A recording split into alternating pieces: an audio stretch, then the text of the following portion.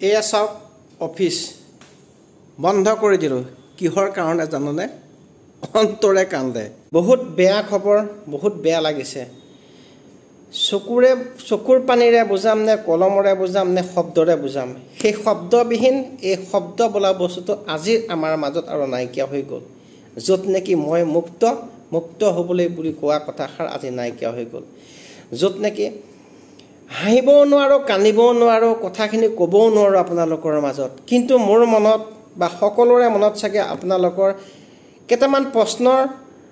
প্ৰশ্নবোধক ৰৈ গ'ল তথাপিতো মোৰ মনত 6টা প্ৰশ্ন ৰখি গৈছে 6টা প্ৰশ্নৰ ভিতৰত হৈছে যিসকল মানুহে ছিংগাপুৰলৈ প্ৰথম পৰিচন্দ হৈছে যিসকল মানুহে ছিংগাপুৰলৈ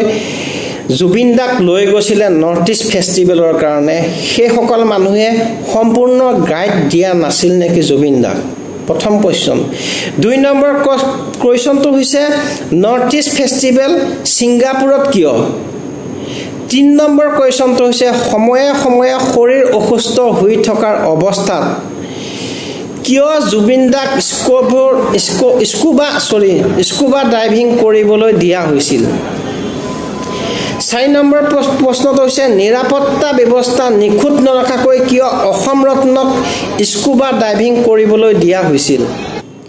5 নম্বৰ প্ৰশ্নটো হৈছিল বেপাৰ কৰিবলৈ কি জুবিন দাকেই পাইছিল নেকি যত নেকি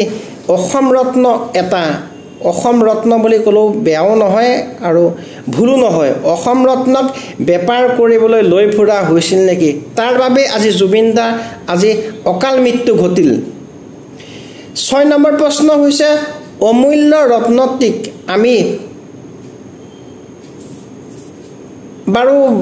ভালকৈ উপযুক্ত নিৰাপত্তাভাৱে আমি ৰাখিবৰ বা সংৰক্ষণ কৰিব পৰা নহল নেকি